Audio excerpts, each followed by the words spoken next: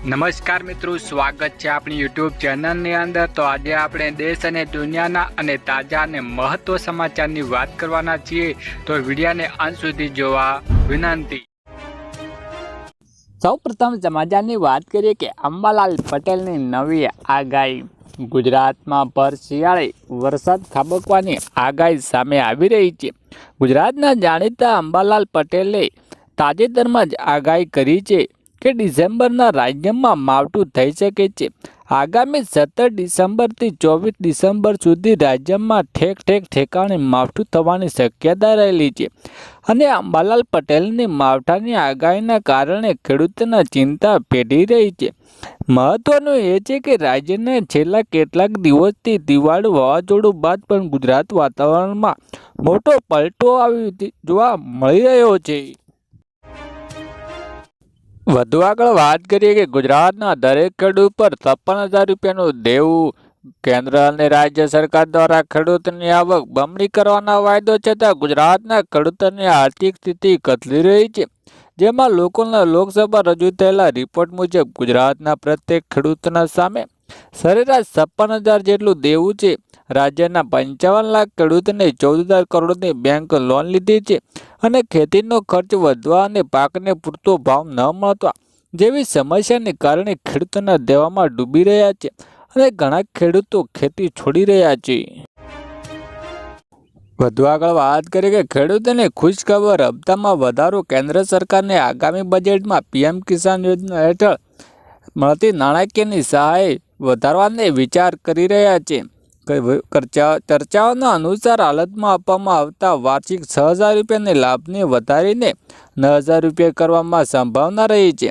વધતા ખેતીના ખર્ચને મોંઘવારી વચ્ચેના પગલું નાના અને સીમાંત ખેડૂતો માટે મોટી રાહતની સાબિત થઈ રહ્યા છે।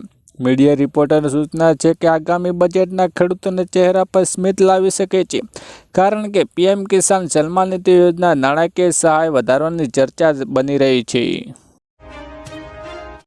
વધુ આગળ વાત કરીએ કે રેશન કાર્ડ ધારકો આપે ધ્યાન। નવી સિસ્ટમ હેઠળ બધા પાત્ર રાશન કાર્ડ ધારકોને ડીબીટી દ્વારા દર મહિને 1,000 રૂપિયા સીધા તેમના બેંક ખાતામાં જ આવી જાય છે। મહત્વનું એ છે કે કાર્ડ મહિલાઓના નામે હશે તો રકમ સીધી તેના ખાતામાં ટ્રાન્સફર કરવામાં આવશે, જે મહિલા સશક્તિકરણને પ્રોત્સાહન આપશે। તે રાશન કાર્ડ ધારકોને માત્ર ઘઉં અને ચોખા જ નહીં પરંતુ કઠોળ, તેલ, મીઠું અને અન્ય પૌષ્ટિક ખાદ્ય પદાર્થો મળશે। સામાન્ય અને અદ્યતન કાર્ડ ધારકો માટે રેશન જથ્થો અલગ રીતે નક્કી કરવામાં આવ્યો છે। નવા નિયમો હેઠળ રેશન કાર્ડ સંપૂર્ણપણે ડિજિટલ અને બાયોમેટ્રિક વેરિફિકેશન અને QR કોડ દ્વારા રેશનનું વિતરણ કરવામાં આવશે। નકલી કાર્ડ અને ભ્રષ્ટાચારને રોકવા માટે નવા નિયમોને ઘડવામાં આવ્યા છે। 5 વર્ષથી વધુ ઉંમરના તમામ લાભાર્થીઓ માટે KYC અને આધાર લિંક ફરજિયાત કરવામાં આવી રહ્યું છે।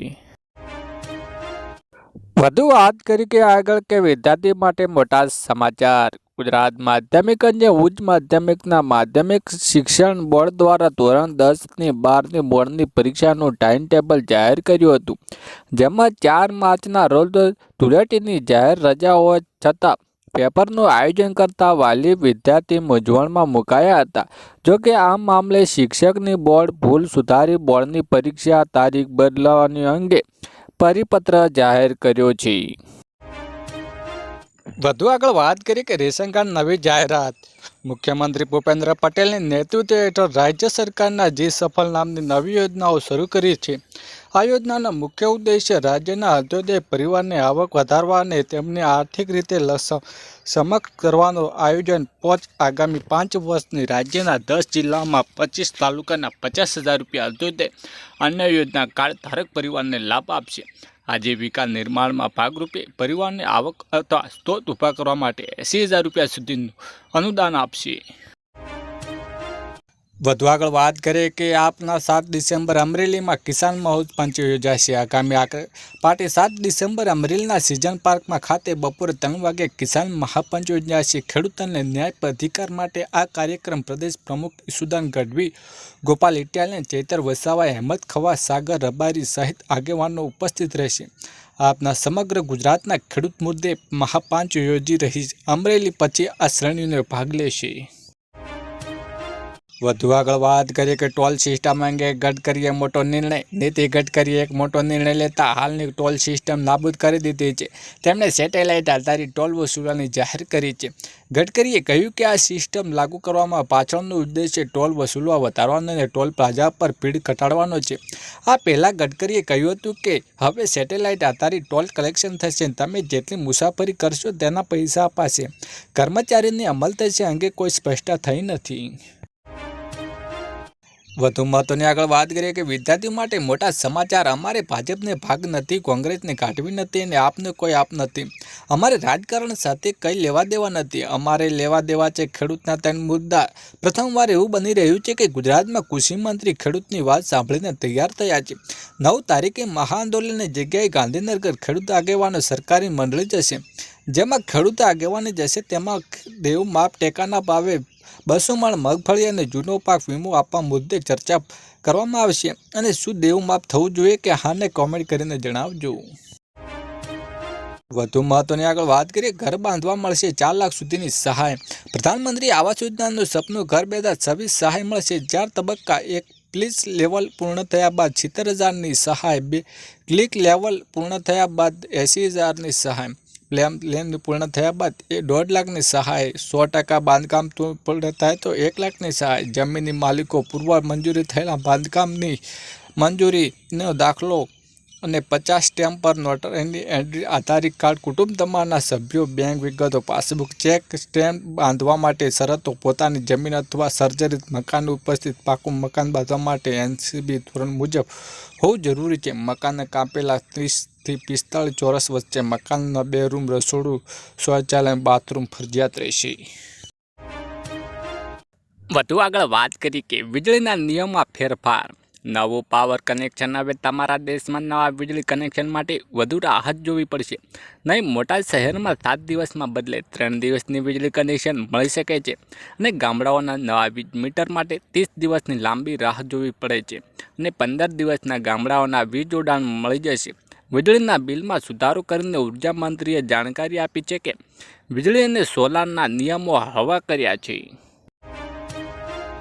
વધુ આગળ વાત કરીએ કે સરકારી લાભ લેવા આધાર કાર્ડ. જો તમારે નવું બેંક ખાતું ખોલાવવાનું છે તો સિમ કાર્ડ ખરીદવું છે કે કોઈ સરકારી યોજનામાં લાભ મેળવો છો તો આવી સ્થિતિ તમારું આધાર કાર્ડ અપડેટ રાખવું ખૂબ જ જરૂરી છે. જો તમારે આધાર કાર્ડના 10 વર્ષ થઈ ગયા છે તેમ એમાં મોબાઈલ નંબર સરનામું બદલી ગયું હશે તો અપડેટ કરવું જરૂરી રહેશે. એટલે કે આધાર કાર્ડ વહેલી તરીકે અપડેટ કરવામાં સરકારે આદેશ આપ્યો છે. જો તમે આધાર કાર્ડમાં અપડેટ નહીં રાખો તો તમારા બેંક ખાતાના સરકારી યોજનાઓને લાભ મેળવવામાં મુશ્કેલીઓ આવી શકે છે. વધુ મહત્વની આગળ વાત કરીએ ડ્રોન દીદી યોજના. ડ્રોન દીદી યોજના મહિલાઓ માટે સૌથી મોટી યોજનાઓ ડ્રોન દીદી છે. આ યોજના હેઠળ સરકારે આગામી કેટલાક વર્ષોમાં 1261 કરોડ રૂપિયાની ખર્ચીને 15,000 મહિલાઓને સ્વસહાય જૂનો ડ્રોન આપવાનો નિર્ણય કર્યો છે. આ માટે આ મહિલાઓને લગભગ 15 દિવસ સુધી ટ્રેનિંગ આપવામાં આવે છે અને મહિલાઓને ડ્રોન ખરીદવા માટે તેની કિંમત 80% અથવા વધુ 8 લાખ રૂપિયા આપવામાં આવે છે અને દર મહિને 15,000 રૂપિયાની સહાય પણ મળે છે. વધુ આગળ વાત કરીએ કે પોસ્ટ ઓફિસની કિસાન વિકાસ પત્ર યોજના શું છે. દેશની મોટી વસ્તી ગ્રામીણ વિસ્તારોમાં રહે છે. આ લોકોની આજીવિકાનો મુખ્ય સ્ત્રોત ખેતી પર છે.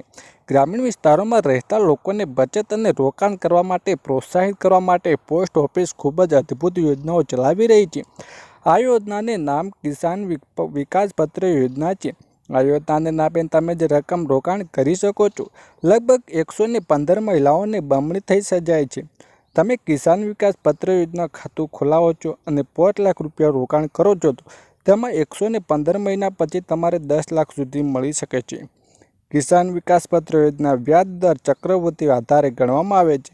જો તમારે આ યોજના રોકાણ કરવા માગતા હોય તો સૌપ્રથમ તમારે તમારી નજીકની પોસ્ટ ઓફિસમાં જઈને ત્યાં યોજનાઓ તમારું ખાતું ખોલાવવા પછી રોકાણ શરૂ કરી શકો છો.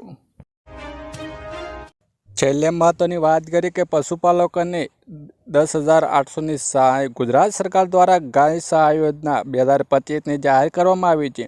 આ યોજના હેઠળ દરેક ગાય માટે 900 રૂપિયાની નાણાકીય સહાય આપવામાં આવે છે જે વાર્ષિક 10,800 થાય છે. આ સહાય ગાયના સંભાળ ખર્ચ મદદ કરવા માટે રચાયેલી છે.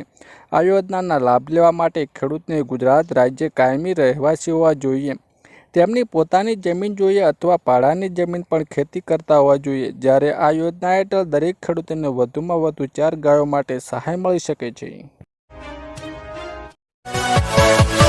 Yeah.